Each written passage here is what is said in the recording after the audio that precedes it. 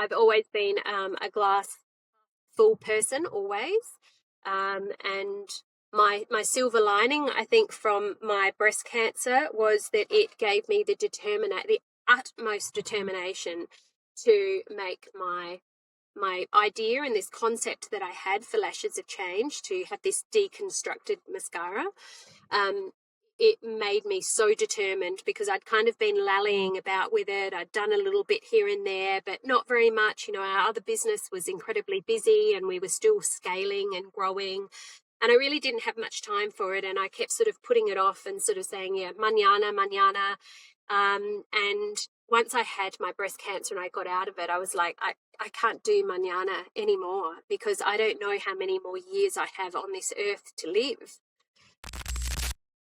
Tania, welcome to Resilient Entrepreneurs. We're excited to have a conversation today about all things entrepreneurship and confidence and female empowerment. I'm sure will come up a little bit in this conversation, but thank you so much for joining us today. Thank you so much for having me. It's really great to be here. Well, I hope we have a lot of fun. I love you joining us from your car. It looks so beautiful and sunny and bright over there you said you're in Adelaide? Is that correct? Yeah, beautiful Adelaide. Yeah, one of the best cities in the world to live in. Oh, it does look amazing from here. I'm in Bermuda. We're heading into winter. You're heading into summer. So it's pretty cool to be on other sides of the planet and having this conversation. So where we like to go, we always like to start this conversation off with a really big question. So I'm going to kick it off with you with this one. So if I were to hand you a magic wand today, what change would you like to see in the world? I think given the global situation that we've got going on at the moment, and even for me personally, some of the things that I've experienced this year, I would just like to see a lot more kindness in this world, a lot more compassion, a lot more understanding and breadth of allowing people to have their differences. And that could be in their beliefs, in their actions, but an understanding that we don't all have to be the same, but we can be different, and we should embrace other people's differences because it gives us a learning that not everything is to be seen on our parallel. So I think with a lot more compassion and understanding and forgiveness and acceptance, I think this world would be a much, much better place. And I think there's room enough for all of us as long as we live with the kindness and compassion. That's what I would do with my big stick, my big wand. That's fabulous. That's fabulous. And tell me how you bring that into your world. I'm sure you already have all of those things, or they wouldn't have come up for you as important. How do you bring that into your world and your business? Look, I try and bring it in, on a daily basis. Obviously, I'm not a perfect person, but the ways that we bring it in our business, and just on the daily, I mean, we've got, three sort of, I call them cadults. So the kids that are turning into adults, and you constantly need to be thinking about acceptance of all the new things. And I still remember being a young person and, the generational shifts that happen, within parents to children and that understanding. So we're constantly having to just keep growing as parents as our children grow. Within our business, I mean, specifically within my mascara Lashes of Change business, we have a deeply seated vision for being, the best mascara in the world. But it also means that we need to understand that everybody's needs are slightly different. So if our customers don't quite get their order right the first time, I encourage them to reach out to me, and I will send them the elements after having that discussion of what's wrong. I will send them the elements, whether it's a new brush or it's a new formula, just so that they get that experience perfect. And I think that is something that we do that no other business would do. And I think that just that just comes from an understanding and a little bit of compassion, and knowing that not everybody will get it right the first time around. And in our other business, our security business that I have with my husband, everything that we do is born out of innovation. And so there just has to be a lot of breadth of space given for new ideas and new ways to implement them. And again, not everybody gets it right each time, but we also have, I think, an amazing culture within our workplace. And we only have a small team, but for each of those team members, we've done some very significant acts of generosity, I think, to stabilize them in their lives. And that has been quite significant. And that also comes from compassion, in understanding that for them to give us the best as employees, we need to be able to support them the best that we possibly can. So we've done some pretty big things for our staff. And it sounds kind of weird, but we've bought them both houses so that they can live in, to get that housing stability. So not everybody can do that. And look, it's been a good situation for us. We've been fortunate that we can do that. But it's something that really, about 10 years ago, our team had a lot of trouble getting stability within their housing. And that's such a big thing. Like, you can't bring the best of yourself if you are constantly like moving or you're having your house taken away from you. So we stepped in with what we could do at that time. Not everybody can do that, but I think, you asked what we've done in our life, and I think those are the things that we've done, that we have actually actioned to make our businesses better places to be. And then that impacts our customers in a positive way as well. I am absolutely blown away by what you just shared. That's incredible.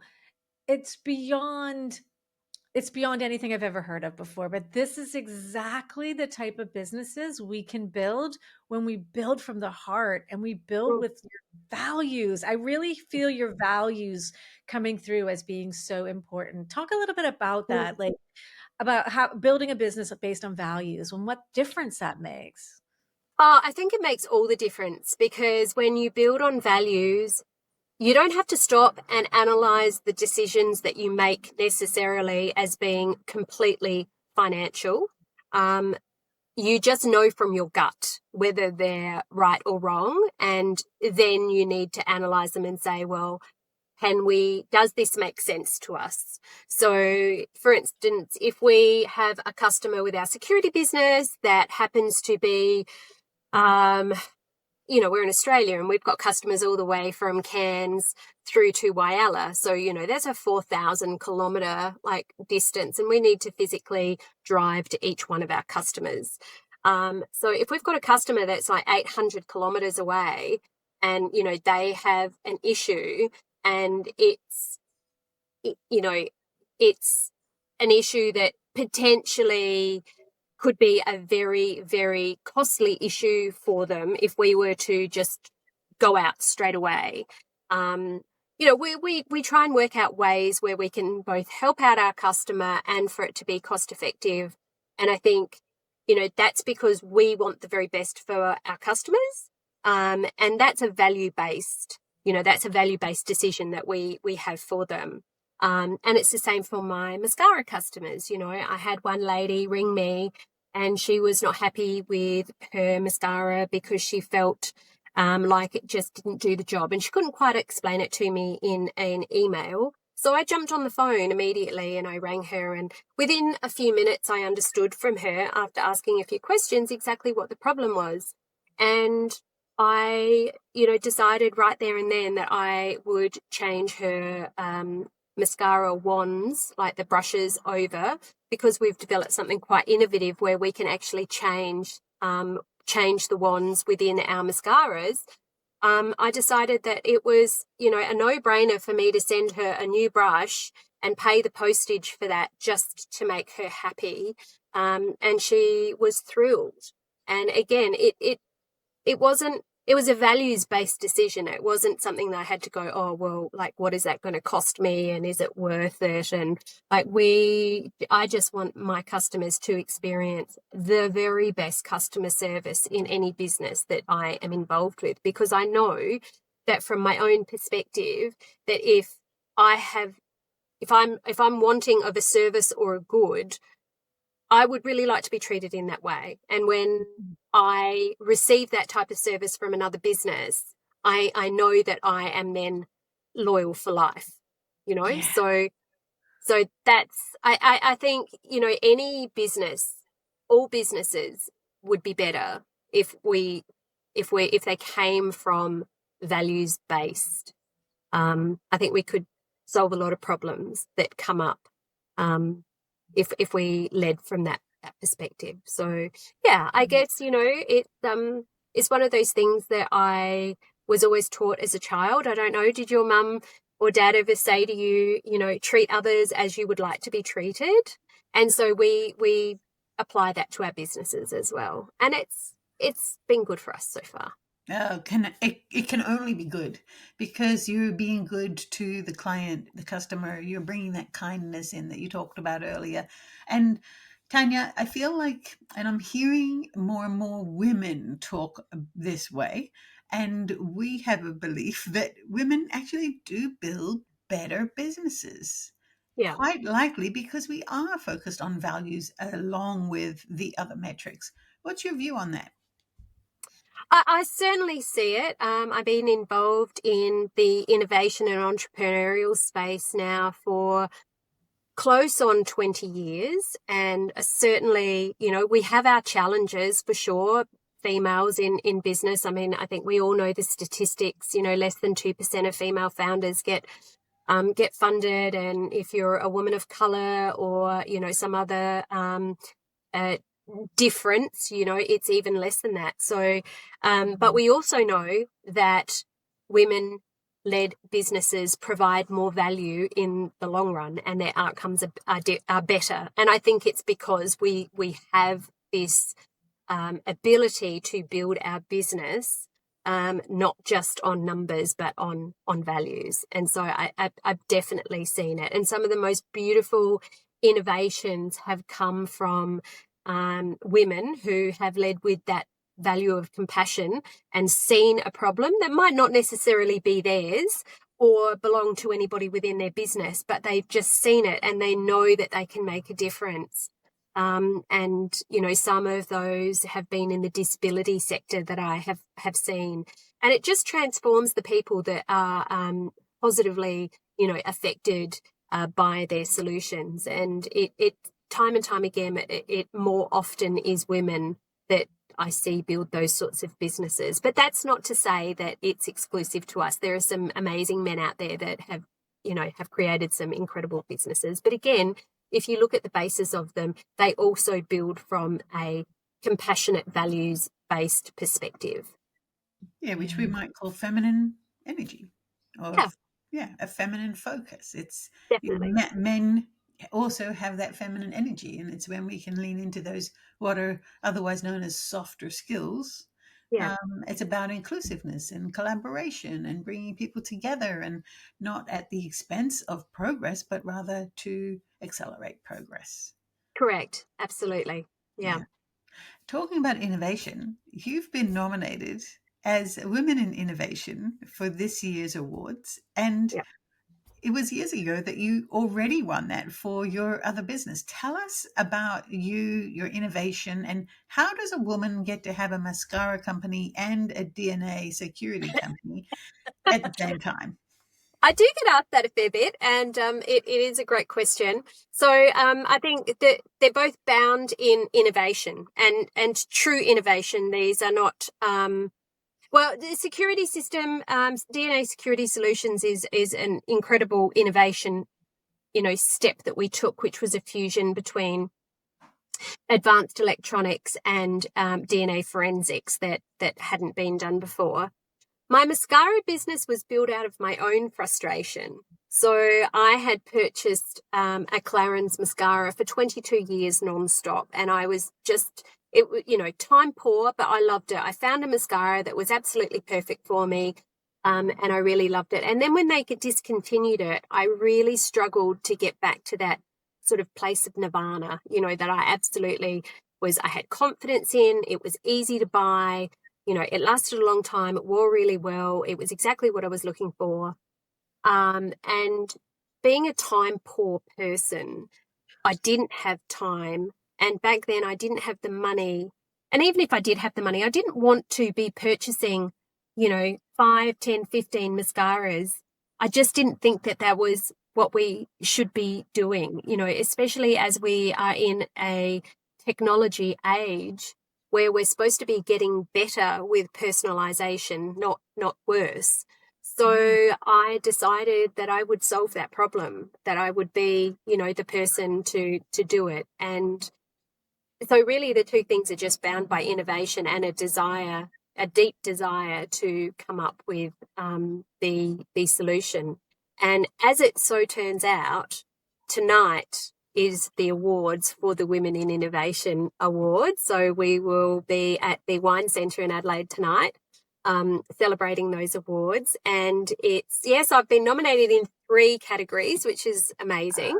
And, the nomination process and just being nominated as a finalist is amazing because the caliber of women that are in the awards are incredible. So I was incredibly, I don't want to say lucky, but it was incredible to win back in 2014. They were the inaugural awards for Women in Innovation. And after that, I was actually asked to join the board, which I did. And I was on the board of Women in Innovation and had the presidency for a little while as well. So I gave sort of 6 years of my life to helping to grow that organisation to what it is today. And it's quite a powerhouse. It's very well regarded, and it uncovers the most amazing women. And I think it's one of the ways that we can elevate everyone and the work that they're doing without necessarily having to give everybody funding, which is, impossible. But it's been an incredible lever for a lot of women to progress their careers and, the work that they do. So it's all very important and it's very exciting. Yeah. Well, awards do so much for one's career and one's business. It's such a big part of personal branding is getting that sort of recognition. And there's no better way to get that recognition than through awards. So it's always recommended to try to, get nominated, to get yourself out there, build your brand, build your business so that you get noticed. Winning awards is just a great sort of cherry on top of all that hard work. So Yeah, correct. Yeah, correct. And we've been very fortunate. I think with Lashes of Change, this is my mascara brand. We've won and we've nominated but been involved in numerous awards. So last year, Prevention Magazine nominated us as the most sustainable mascara in Australia, which was amazing. Last year, Marie Claire, we didn't apply for this one. They actually nominated us. So we were the only cosmetics brand included in their sustainability awards for 2024, which was just incredible. I was quite blown away by that one to be sort of plucked out and put forward for that by them. Clean and Conscious Awards, we won a silver this year and we won a silver in 2023 for that. So even before the brand hit the market, we had won an international packaging award. So it's, it's not just a tweak. I've actually re-engineered our mascara to come apart. It's probably best described as a deconstructed mascara in that when you order it in all of its parts. So you go through and you order your brush or brushes. So it's the only mascara in the world where you can have 2 or more brushes to try out. So it's like having 2 or 3 or 4 mascaras all in one because you've got these different brushes to try at home. And it's refillable. So once you have finished your first purchase, you keep your brush and you keep our beautiful cases that they come in. and you just refill it. So it's a lot kinder for the environment. And the mascara itself I have had created in Italy. So it's being made in, the very best formulating houses that we have in the world. So it's a super high performing, and it's one of the few mascaras that you can buy, and it actually does what you want it to do, and that is last and not smear all over your face, and it doesn't irritate your eyes and all that sort of thing. So that's kind of what drove me to do it, because I was just so frustrated with the design, with the fact that you had to keep buying them, and if they didn't work, you'd throw them out and you'd be back at ground zero, having to start again. But given that we've got this, it's all deconstructed, you can actually just buy one of the elements to try to fix your problem. So if you buy our mascara, you get the wrong brush, we just give you a new brush. You don't have to throw the whole thing away to start again. If you get the wrong formula, you can just purchase another refill, put the formula in, use the same brush, wash it out, take care of your things. I think that's one of the things that it's definitely a huge part of our brand, is that nod to, the days gone by where we used to care for our things, and we used to, clean them, and we'd keep them, and we'd treasure them, and we'd reuse them. And so I'm a bit of an old soul when it comes to things like that. My mum was brought up in Europe during World War II, and that type of thinking was critical for their survival. There was very little of everything, and so as I grew up, she instilled that in me. Leave less of a footprint, purchase less, enjoy more, all that sort of thing. Yeah, I love that. I love that. And that's exactly what we should all be doing. So it makes so much sense. And as a makeup girly, I do not feel dressed without mascara on. So I get it. Like, it's such a part of a polished look at the end of the day. The mascara is so important to the whole look. It is. And your eyes are, the entry point to your soul. So it's not just about looking good. I think it's more importantly, you have to look at yourself in the mirror, and you have to feel confident about yourself. And when you do that, you can put your best foot forward, during the day, and you can feel confident about yourself. And your eyes are just, when you put some mascara on and you open your eyes up and you highlight your eyes, it just, there's a slight shift, and it just really brings, yourself out a little bit better to the person that you're meeting or talking to. So quite often you'll see me with just a little bit of mascara on and some lipstick or a lip gloss, and I'm out the door, and that's all I need. It's not about putting a full face of everything on. Yeah. And it's about confidence. I think you nailed it right there. It's you feeling confident when you go out into the world to talk to people. And sometimes as entrepreneurs, we have to do a lot of uncomfortable things like conversations or speaking engagements and all these things, that little extra confidence can absolutely give you the boost that you need to handle whatever is coming your way. We often refer to it as a wand of confidence, our little confidence wand. Oh, I love that. Yes, a wand of confidence. That's really good. There's a new magic wand. I love that. And I also just wanted to say that I think the statistics are women who wear makeup earn 30% more money in their career. Is that true? Have you heard that? Is something like that? Really? I don't. That's amazing. I hadn't heard of that one. I had not looked that up. Yeah. Okay. It's significant. It's interesting. I find it very interesting. Yeah. Cody Sanchez has stated that before. I'm going to hope that that's about self-confidence and self-love, I think not it is. what old school thinking might have been. Yeah, I think it is, because we were talking about. I think you're right. I think definitely, because if you have got that internal confidence, you will put yourself forward for more opportunities and look for more opportunities potentially than if you don't have that. And one thing I certainly do know is that, I think we all know this, but it's always a great reminder, women need to need to have 100% confidence in something before they will apply for it or go for it. Whereas men are, mostly happy, with 30 or 40% of that knowledge, and they'll just learn it along the way, and fake it until they make it. And I think if we could take, as women, if we could take just a little bit more of that type of personal internal speak, we would be fine, just learn it along the way. Yeah, it was a previous guest, quite possibly our mutual connection in Yana Black, who said that little girls are raised to be perfect and little boys are raised to be brave. And that just speaks right into what you've just shared, that, men as adults will work it out as they go. And women are more programmed to wait until they have it all before they step forward.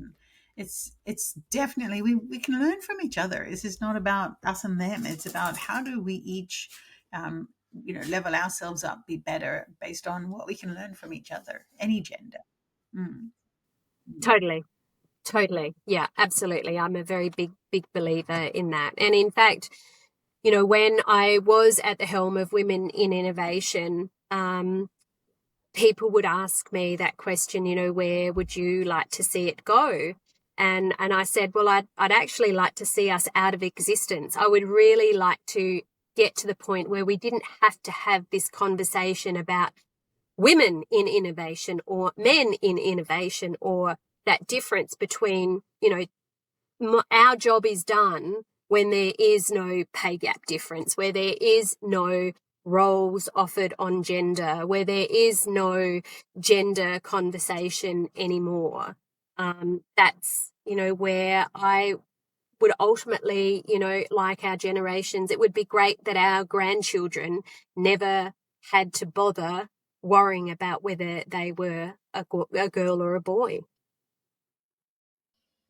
And the funding part too. How do we get a little chunk of that 98%? Yeah. Well, that's right. And for all of the work that has been done in the last sort of certainly 10 years, I would say around 2015, the pedal really started to be pushed on that discussion, and we started to talk about it, and it hit the media, and there was a really, we haven't gone anywhere, and we have to ask ourselves why.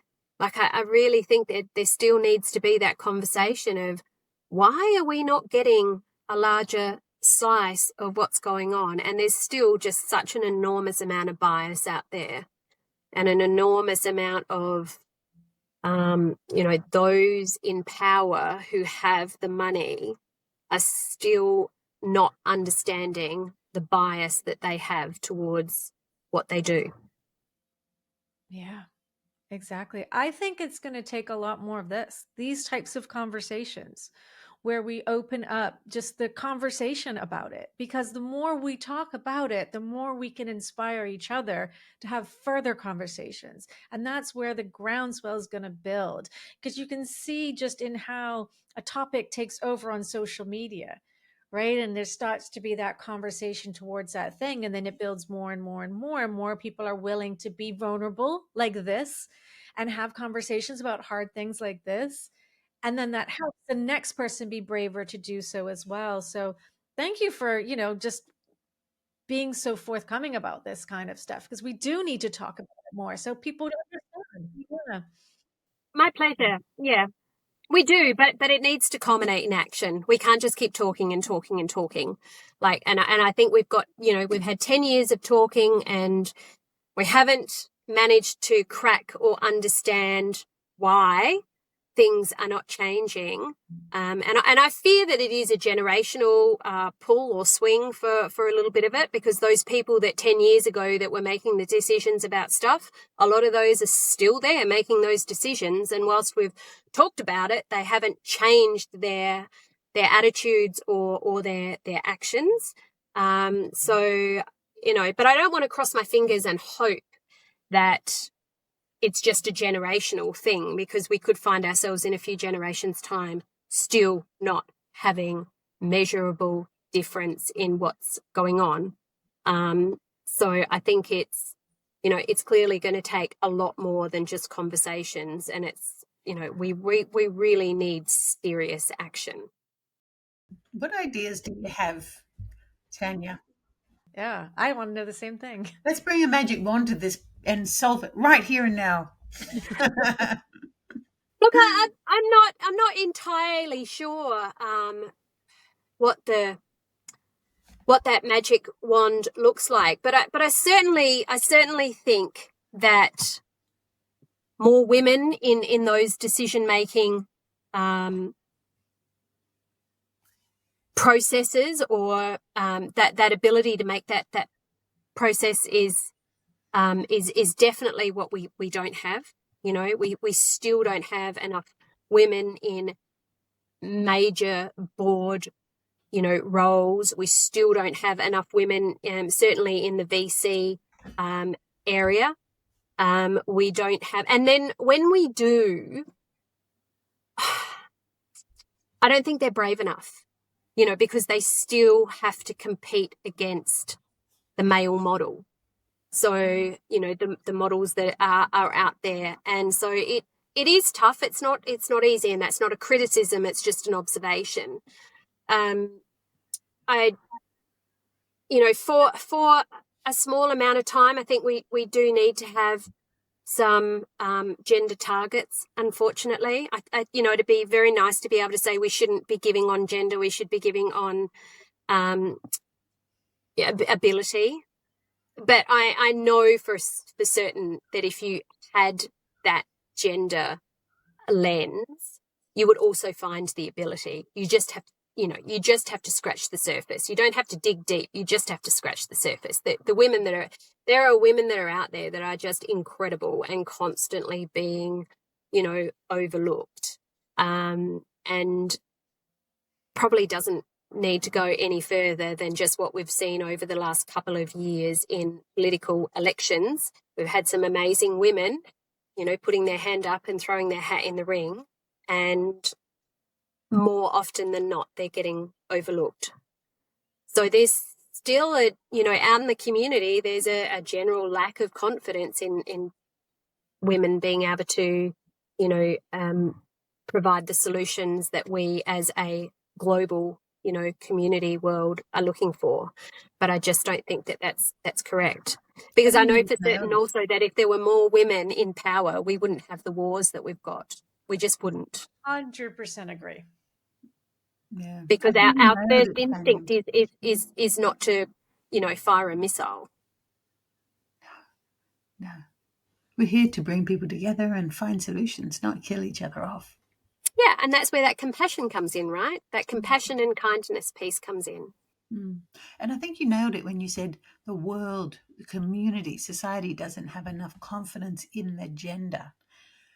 So it's partly that women as individuals, we must have more confidence in ourselves and put ourselves out there. And then that also must be matched with the community having confidence in the woman. And it's a bit like the culture conversation, which comes first, when you're trying to change a culture, which is ultimately what we're doing, just on a much larger scale than an organization. Yeah. Correct. Yeah. And that's, it's obviously a very big problem to solve. And whilst, we can't stop trying, right? We can't stop trying, but I don't know.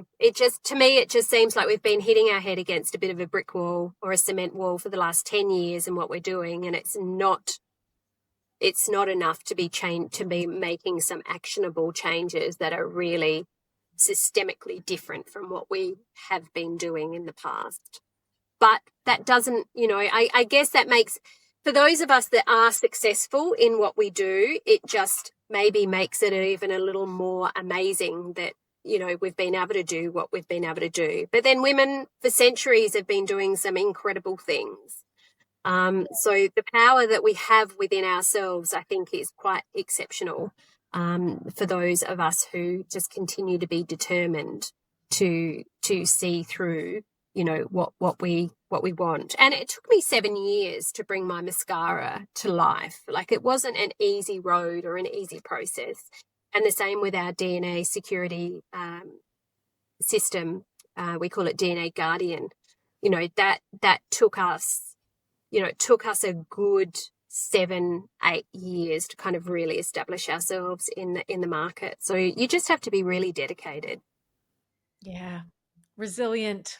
A lot of resilience. It's not easy. It's not easy going this route of entrepreneurship. It's not easy to build businesses. There's so many challenges. We've had so many amazing conversations about them in the past. So we know at all levels we face challenges. But we see that the women who stand up and speak out and get on podcasts, and share what they're doing and share, on social media and are raising their profiles are helping others too. And I think that's a good thing that I'm seeing. And that's, I'm hoping, going to lead to a tipping point of us getting more gender equality, because we are spending more time now telling other people. Because I think women work really hard, really quietly, really well. We often get on with it. It's like the work needs to be done, we get on with it. And the louder, sort of maybe less successful ones look, you know what I mean, are raised up because they're being louder. Whereas we might be working quieter. We've got to change that a bit too. So it is time to step into the limelight, to put our hats in the ring, like you said, to go for the awards, to speak on the podcast, to get on the stages, to share our missions and messages so that we can help raise others up and let other people know, like, hey, we've kind of carved a path. Let's go.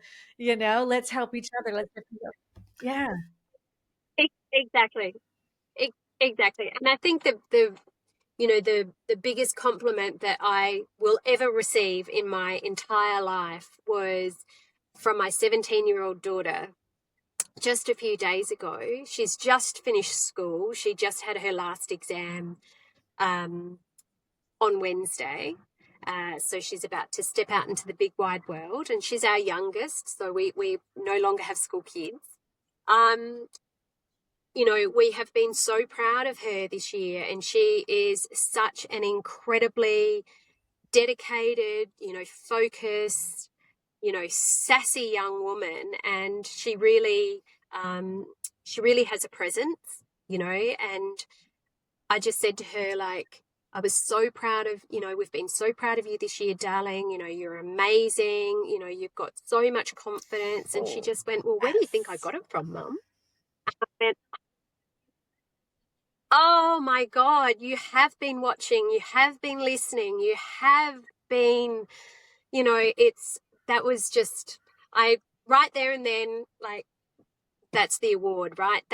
That's the only award I ever wanted in life. And, both of my daughters have grown up to be incredible young people. And I'm sure that they will become incredible women that will leave a lasting impact in this world, a positive one. And they both have said that, I have helped them do that. That's all we can ever ask for. Oh, yes, indeed. Our generation are raising the generation that are going to change the world. I do believe that.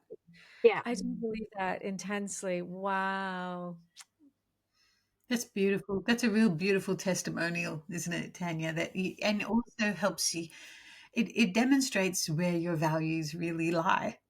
That's what matters most.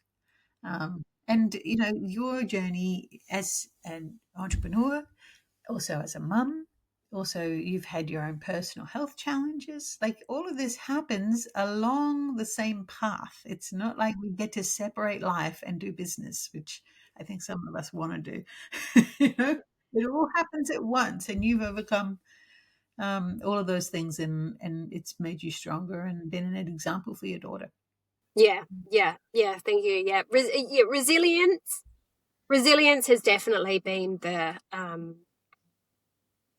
overarching theme to my life in certainly the last 10 years. Yeah, for sure. 2015 threw me some amazing opportunities and great great learnings, and I was excuse me, I was selected. I was the first woman in South Australia to be selected for the Springboard Enterprises program that actually came out of America, and it came into Australia. So that was an incredible opportunity to meet some of the most amazing innovative women and to learn.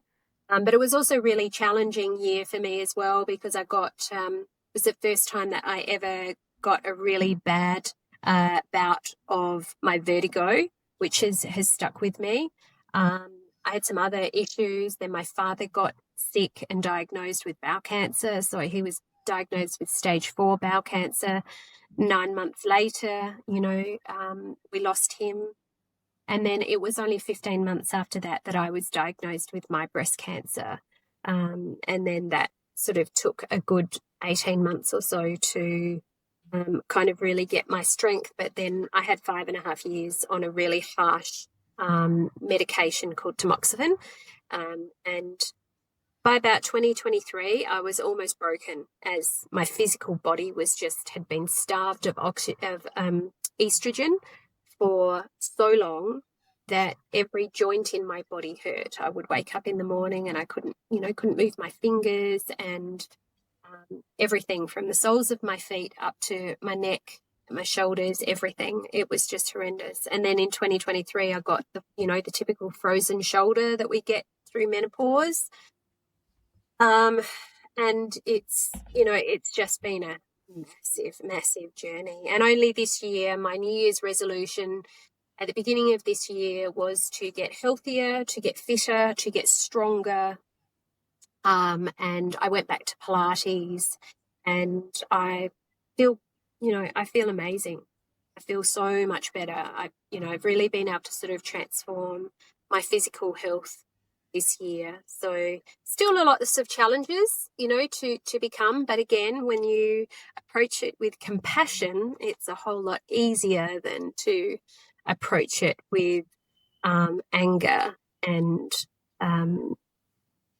sadness, I guess, for the things that you've lost. It's about learning how to become the new person that you can, and the best of who you can be as that new person.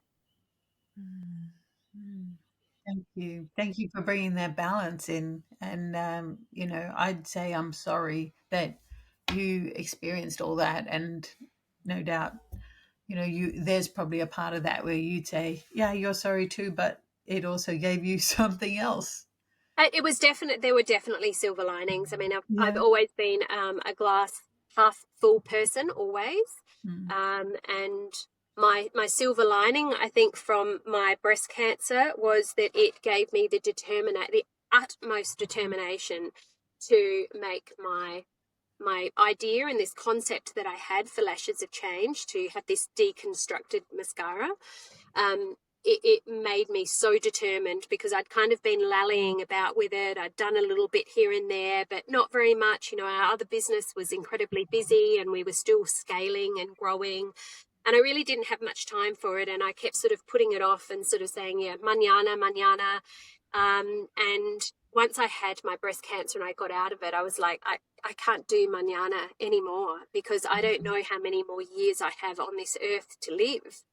So I've got to get going with it. Like, it's time to, with what time I've got left, there's no guarantees that I'm going to get to, 80 or 90 or even 70. Like, let's get going. And then COVID was another silver lining, because our entire business had to stop while all the borders within Australia closed, where, Australia had a very, very different experience of COVID than the USA.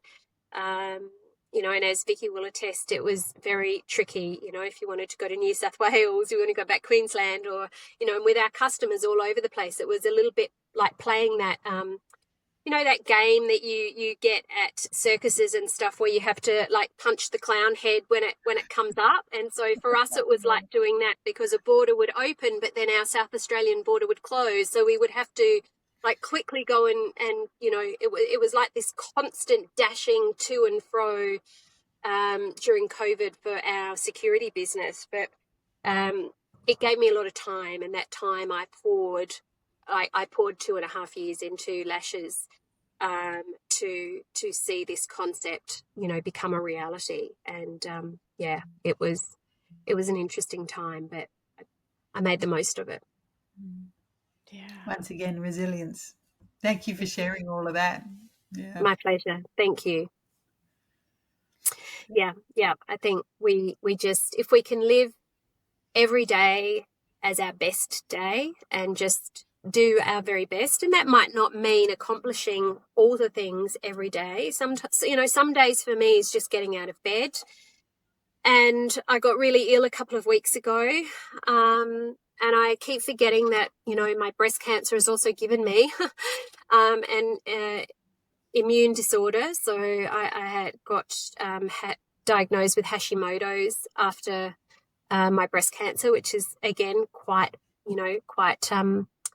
regular. So I'm no orphan with that. But I keep forgetting about it, and it's just stuck around. So I've still got a little bit of the snivels, and it just makes every day means, I've got varying levels of energy and varying levels of what I can achieve. And so on the days that I don't have a great deal of energy, I try and give myself a little bit of kindness and say, do what you can, but and then on the days that I feel really good, I really try and get through, a massive to-do list and get it done. So I think the hardest part about kindness is being kind to ourselves, right? We can give that advice to everyone and anybody, and sometimes I just have to stop and say, what would I tell somebody else?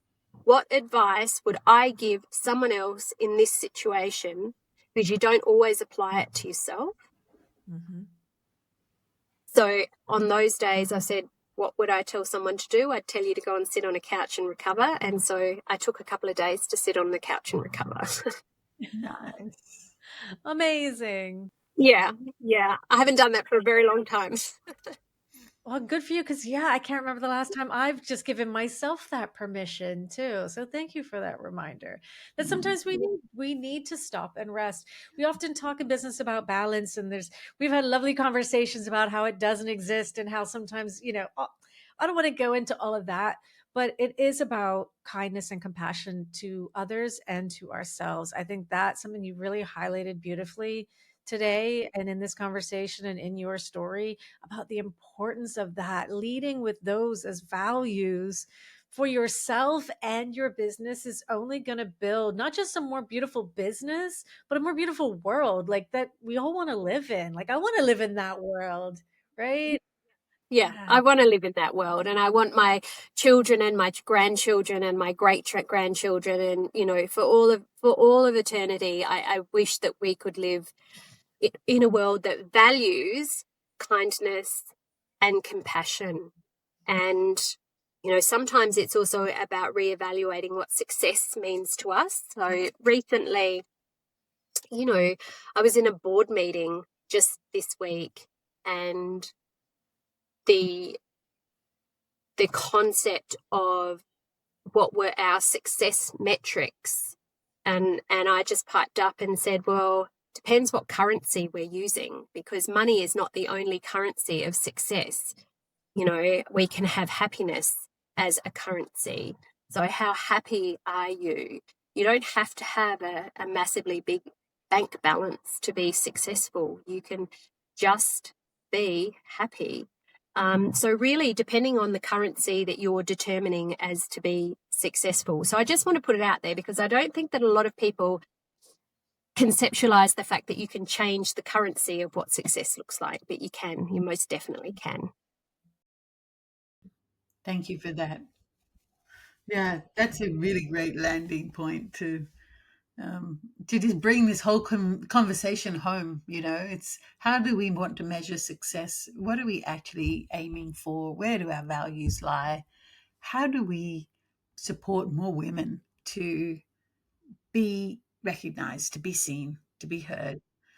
How do we support ourselves? How do we bring kindness to ourselves? I mean, what amazing topics we've touched on, and I think this is an episode that we're just going to want to keep listening back on, because there's so much in it.